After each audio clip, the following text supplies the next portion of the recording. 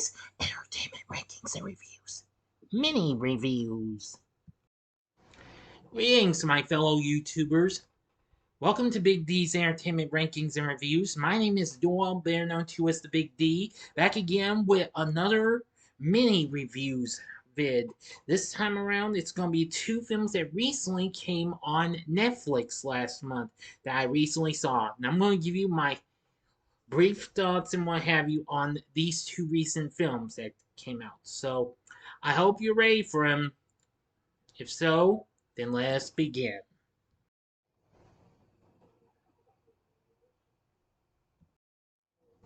First up is The Outlaws, an action comedy film directed by Tyler Spindell, written by Evan Turner and Ben Zasev, produced by Adam Sandler, Alan Covert, and Adam Devine, who also stars in the film, along with Nina Dobrev, Ellen Barkin, and Pierce Brosnan. Now, the plot follows a bank manager on his wedding week whose bank is robbed by criminals that he very strongly suspects might be his future in-laws. Now, the film, when it was released earlier last month, was met with mixed reviews and what have you.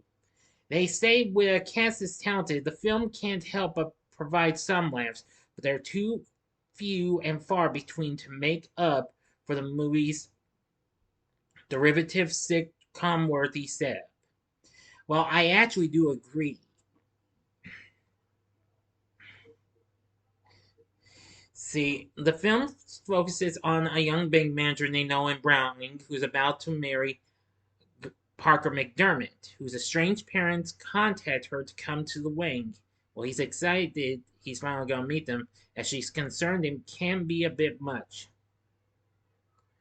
Well, even so, it proves to be a wee bit of a shock. Anyway, now, I will agree, this didn't give me that much laughs and what have you. That was kind of a downside for me, but it managed to pick up later on in the film, and it did have a few fun moments and what have you. Especially when Adam Devine's character Owen's trying to distract the people in the bank while Billy and Lily McDermott, Parker's parents, are robbing the bank.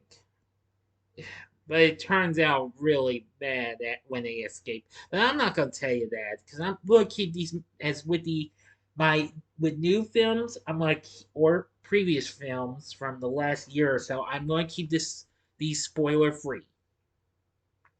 Now, Adam Devine wasn't too bad as Owen. I liked Pierce Brosnan and Ellen Barkin as Billy and Lily. They were absolutely really good.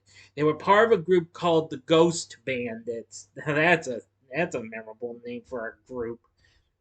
Nina Dobrev played Parker. She's pretty good. Now let's see. Michael Rooker plays Roger Odom, an FBI agent investigating the Ghost Bandits. And well, I can't really pronounce one person's name. And Owen's folks are played by Richard Kind and Julie Haggerty. They weren't too bad. And there's many others and what have you. Anyway, again, this film didn't give me much to laugh at, but it was okay and what have you. It had score from Rupert Gregson Williams, which was fine and what have you. But anyway, I agree. It did kind of have a little bit of a sitcom-worthy setup in ways. But I will say it did have a little bit of fun and action, though. So overall, The Outlaws is fair and what have you. It's not really that great, though, but it's fair in some parts. Okay and fair, that is.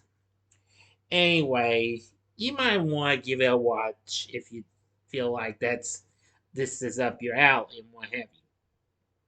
My score for The Outlaws is going to be 3.5 stars. On a scale of 1 to 10, I'm going to give it a 7. Alright, now here's another recent Netflix film I'm going to give a mini review of.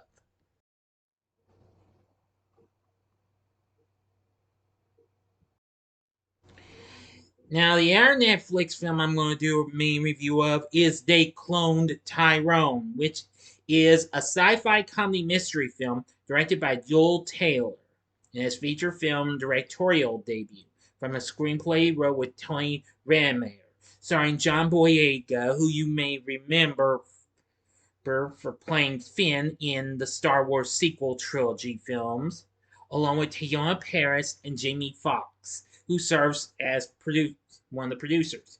It focused there an unlikely trio uncovering a government cloning conspiracy. It also features David Alan Grier and Kiefer Sutherland. It got some pretty good reviews and what have you. Well, now we meet Fontaine, a drug dealer, in a retro-futuristic neighborhood called the Glen, with odds against him and a schedule he keeps daily. His mother stays in her room all day and rarely speaks to him, and he still mourns the death of his younger brother. Slick Charles, one of Fontaine's customers, initiates a fight with one of his many sex workers, Yo-Yo. Fontaine goes to confront Slick Charles, who owes Fontaine money, and encounters Yo-Yo on the way. Fontaine is able to get some money, well, some of it from Slick, but is then fatally shot by an opposing drug dealer named Isaac as he leaves. And that's when stuff really starts to happen.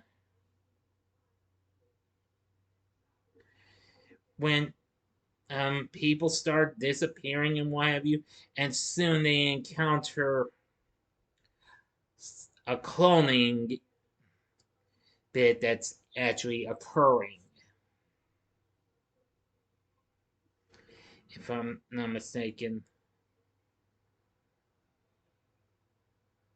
Yeah, because, well, this character Chester explains that he's helping scientists to create peace by literally whitewashing black people into white people through mind control and generational breeding. Crazy, huh? But anyway, that's all the story I'm going to give to you.